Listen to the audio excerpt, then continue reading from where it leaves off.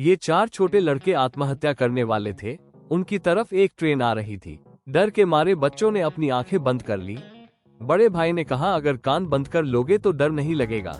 सबने अपने कान ढक लिए। तभी उनके कानों में एक मर्दाना रोने की आवाज आई।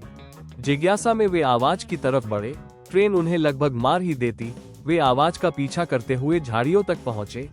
वहां उन्हें एक रोता हुआ बच्चा मिला। उसका पूरा शरीर जख्मों से भरा था। अंगूठे जितनी चींटियां उसे काट रही थी। चारों भाइयों को बच्चे पर बहुत दया आई। वे तुरंत बच्चे को पास के क्लिनिक ले गए। डॉक्टर ने उसका इलाज किया और उसकी जान बच गई। डॉक्टर ने उनके माता पिता के बारे में पूछा। लड़कों ने दुख से बताया कि वे अनाथ हैं, इधर उधर भटक कर गुजारा करते हैं, अक्सर भूखे रहते हैं और लोग उन्हें सताते हैं। इसी वजह से उन्होंने जिंदगी से उम्मीद खो दी थी। आत्महत्या करने ही वाले थे, लेकिन इस बच्चे की रोने की आवाज ने उन्हें जीने की हिम्मत दी। डॉक्टर यह सुनकर भावुक हो गया। उसने तय किया कि वह सबको अपने पास रखेगा। लड़के बहुत खुश हो गए। उस दिन से क्लिनिक ही उनका पहला घर बन गया। चारों भाई बच्चे को गोद में लेकर रखते, उसे ठंड न लगे इसका ध्यान रखते। कई बार सोच विचार के बाद उन्होंने बच्चे का नाम रखा लामा। चारों भाई ही उसके माँ बाप बने। सबने मिलकर एक सुंदर बचपन बिताया। समय बीत गया। लामा स्कूल जाने लगा। चारों भाई मेहनत मजदूरी करके लामा की पढ़ाई का खर्च उठाते। लेकिन एक दिन मुसीबत आ गई। एक दुष्ट पिता उन्हें पकड़कर पैसे कमाने का जरिया बनाना चाहता था। उसने बड़े भाई के बाल पकड़ लिए और चाकू से मारने वाला था। उसी वक्त स्कूल से लौटते लामा ने ये देख लिया। वह गुस्से से भर गया। उसने जमीन से पत्थर उठाया और उस आदमी पर दे मारा। उस दुष्ट ने लामा को मारने की कोशिश की। भाइयों ने लामा को भागने को कहा, लेकिन लामा ने हमला कर दिया। उसने अकेले ही सबको पीट दिया। घर लौटकर लामा ने डॉक्टर से कहा, वो अब स्कूल नहीं जाएगा, वो काम करके भाइयों को पालेगा। डॉक्टर ने बहुत समझाया, लेकिन लामा नहीं माना। आखिरकार डॉक्टर ने चारों भाइयों को पढ़ने भेजा और लामा कमाने लगा।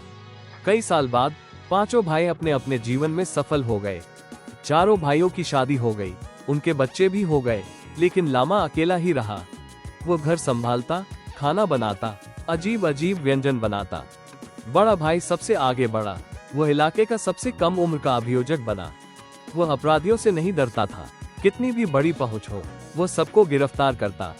एक दिन उसे नकली नोटों का बड़ा मामला मिला, जो एक बड़े अधिकारी से जुड़ा था। उसे रिश्वत देने की कोशिश की गई, लेकिन उसने मना कर दिया। अपराधियों को डर था कि कहीं लामा ना आ जाए, और सच में लामा आ गया। उसने अकेले ही सब गुंडों को पीट दिया। लोहे की छड़ें, हथौड़े, सब उसके हाथ में खिलौने जैसे थे। पुलिस और मीडिया सब देख रहे थे। कोई भी उसके सामने टिक नहीं पाया। अपराधियों ने उसके परिवार को धमकाया। लामा गुस्से में सब पर टूट पड़ा। उसने अपने परिवार को बचाया और सभी दुश्मनों को खत्म कर दिया। बाद में सेना के एक अधिकारी ने उसे देश की सेवा के लिए बुलाया। लामा और उसके भाई सीमा पर गए। वहां दुश्मनों ने चारों भाइयों को पकड़ लिया। एक भाई किसी तरह भागकर लामा को खबर देने में सफल हुआ। अगले ही पल लामा तूफान की तरह आ गया। उसने अकेले पूरे दुश्मन दल को खत्म कर दिया, लेकिन एक भाई गंभीर रूप से घायल हो गया। लामा की बाहों में ही उसकी मौत हो गई। वो अपने भाई का शव गांव ले आया। भाभी बहुत दुखी हुई। उसने बदला लेने की कसम खाई। कुछ समय बाद दुश्मन गांव लौटे। भाभी ने सबके सामने उन्हें ललकारा और लामा को बुलाया। लामा घोड़े पर सवार होकर आया, भाला उठाया और दुश्मनों को एक एक कर गिरा दिया। भयंकर लड़ाई हुई, जमीन कांप उठी। आखिरकार बदला पूरा हुआ। भाभी की आंखों में आंसू थे, लेकिन दिल को शांति मिली। इसके बाद